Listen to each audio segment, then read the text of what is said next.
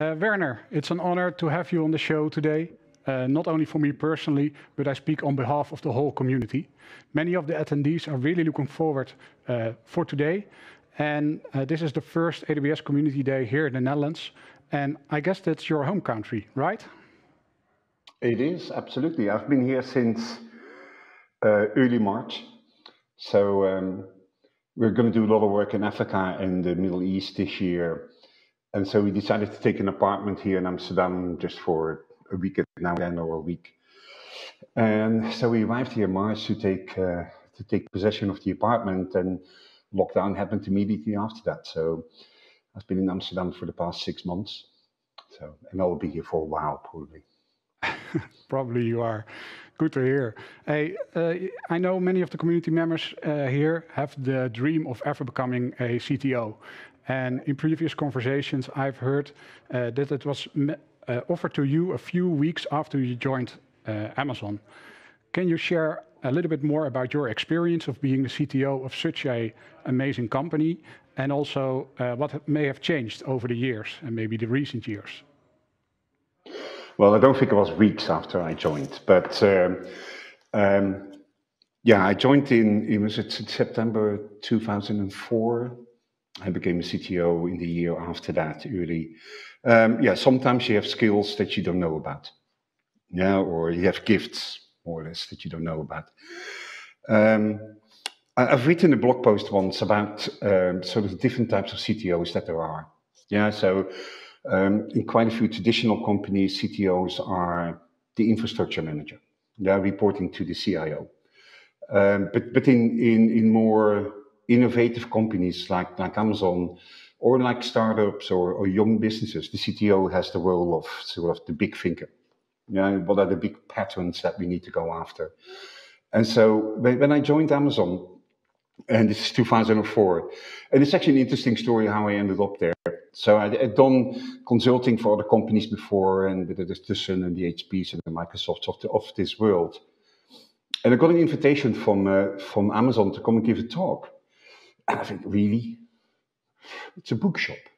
How hard can that be? Web server and a database, what more do you need? I did go. And one glimpse in that kitchen I was just totally blown away by the technology. And most of the Amazon engineers by that time really knew how to scale, but they knew it from a, hard-learned practical point of view. And I came in as an academic or former academic to sort of bring more rigor into that. And so the first years when I was at Amazon, we really worked on very large programs year by year that I would drive, and whether it's about how to do measurements, how to measure things, how to think about statistics and things like that. After all, if you think about sort of website latency, an average or medium latency, the only thing you know from that is that 50% of your customers are getting a worse experience. You need to know how much worse. You need to start thinking about how to measure at the 99.9 percentile, or how to do engineering at that point to drive that latency to a point where you really want it to be. And you can't move your average, or your average will move, or your medium will move if you move to 99.9 percentile. Anyway, so a year about that, and then a year about removing all single points of failures, and think about resilience and efficiency and things like that. So big programs is what you do as a CTO. Now, I always make a very clear distinction between a CTO and a VP of engineering. Now, the VP of engineering wakes up every morning thinking, do I have the absolute best team? Do I have the team that can actually deliver what I need to deliver? Are they in the right position to do so? The CTO thinks about technology. Are we building the right technology for the company to move forward where we need to be in a number of years? But then you become a technology provider like with AWS, and then your role as CTO changes. You become what I like to call an external-facing technologist. A very large part of my job now is talking to AWS customers and trying to figure out exactly what are the bigger patterns that we're seeing there, what are the kind of things that we should be building. It's an important sort of rollback, feedback mechanism into the company as well, where you can look at sort of bigger patterns and then try to figure out what kind of services we should be building to help our customers. So yeah, your role as CTO changes dramatically. And there's always one advice that I've given to people who want to become a CTO. Don't go work for a CEO who also has a computer science degree. Yeah, it's very hard to work for Jeff in that sense because you cannot get away with anything. Yeah, and so there are no drones. Doesn't work. Yeah, so those are sort of my early years at Amazon, and I still very much enjoy that. After 16 years now. So yeah. Cool, thanks. We also often forget that Amazon is also a retail company and even launched business earlier this year here in the Netherlands. Around the same time, the virus hit our country and soon developed into a global pandemic. Are there any interesting learnings from the retail side or elsewhere within Amazon that are helping AWS customers? There's always. I mean, even though we try to treat Amazon, the retailer, as just another customer from AWS, because you cannot have, if you build platforms, they need to be egalitarian. They need to be flat. You need to treat everybody the same. Otherwise, you soon won't have a platform anymore. So there can't be a line of code somewhere in the service that says, if Amazon go right, if Netflix go left. That cannot be the case. So, but on the other hand, of course, there's a very close relationship with Amazon, the retailer, where we take quite a bit of their technologies and look at how can we serve our AWS customers with this. Yeah, and whether that is the recommendation engines or whether it's, for example, Amazon Connect, the customer service service, that is hugely popular, especially these days, because we had built Amazon Connect already as a decentralized environment, meaning that we didn't need our customer service agents to be in a call center. Yeah, they could work as a customer service agent, let's say, for 4 or 5 hours from home. And as such, we needed to build a customer service system that really allowed decentralized customer service. And in these days, that is extremely important. And so, for example, we've seen enormous pickup from Amazon Connect from, for example, government agencies that need to process unemployment records or unemployment requests and things like that. So, but where all the workers in an office can actually be completely remote, but still do customer service and pick up the phone. And so there's many technologies in that sense that really help, that come out of retail and that really help our customers right now. But if I think about sort of the past 6-7 months, I think there's sort of 3 buckets of AWS customers. Those who really provide digital services that have been truly exploding, and whether those are the digital learning or digital health or any of those services have been truly, let's say, become increasingly important and actually crucial, really critical for people to use. It also goes so many government services. And then there's the group of customers, and so that set of customers, especially those who are more in a commercial setting, really would like to have control over their costs because they like to make use of economies of scale to actually drive that cost down further while actually really nicely experiencing massive growth.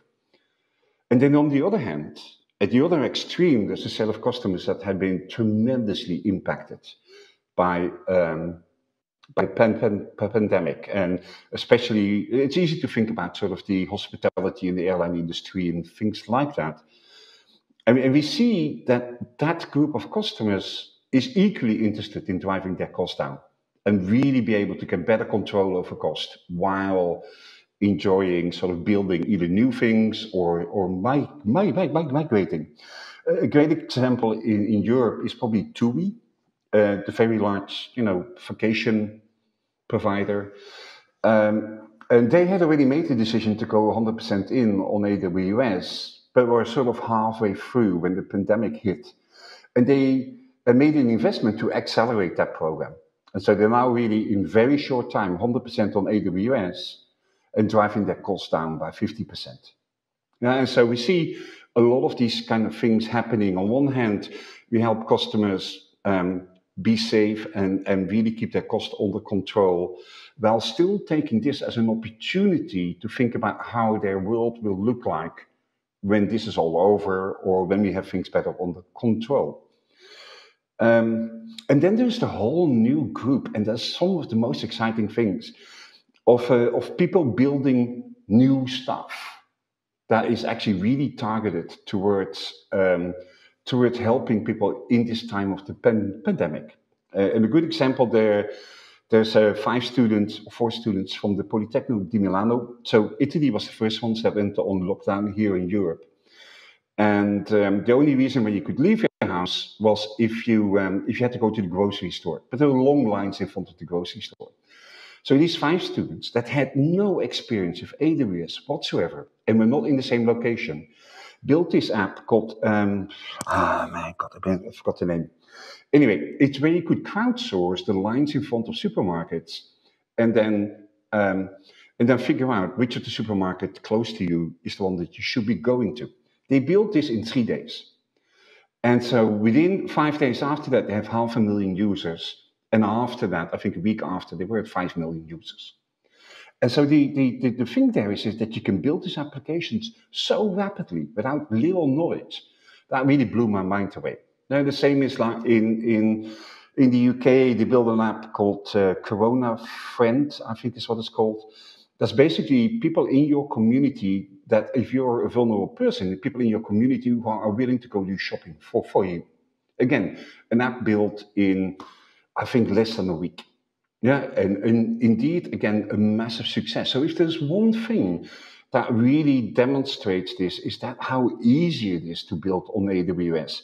All the things that you didn't have to do, whether it's identity or graphs or whatever, all these kind of things that would have been enormously painful to build or to buy, are now things that just with point and click, you get done. And whether it's new things being built like that, or helping the NHS in the UK with machine learning to try and predict, let's say, capacity issues in and around the country in the hospitals, all of these kind of things have been crucial to actually help our customers there. Sounds great, Werner. Time flies when you're having fun. Really interesting stories.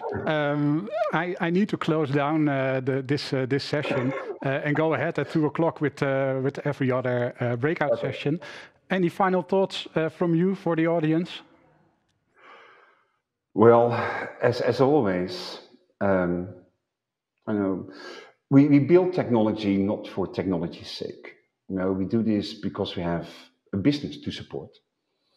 And I think always as a technologist, you need to think about what is the business that I'm building this for? You know, can we create in the technology that we're building, can we create knobs that we can give to the business such that they have control over it? Yeah, if you feel that this is a particular service part or particular part of your application that needs to have 6 nines or 11 nines of availability, it comes at a cost. And as such, you can, but if we as technologists build these knobs in, then the business can start making decisions about how much am I willing to invest to get this particular result. And those should not be decisions that the technologists make. It should be the business that does that. And a good example there is when we talked earlier about sort of website latency. We all know that if you decrease latency of your website, conversion increases. And it's a complex graph that to get better latency, you may need to invest more money. Break out each line. And as such, you know, there needs to be a trade-off for all of that. So it needs to be the business that decides how much am I willing to invest by turning that knob to drive the latency down. And as such as technologists, we should never forget that we're in this to support the business. And I think that's sort of, keep that in mind. It's not only about us. It's about that you're actually trying to achieve something with the technology that you're doing.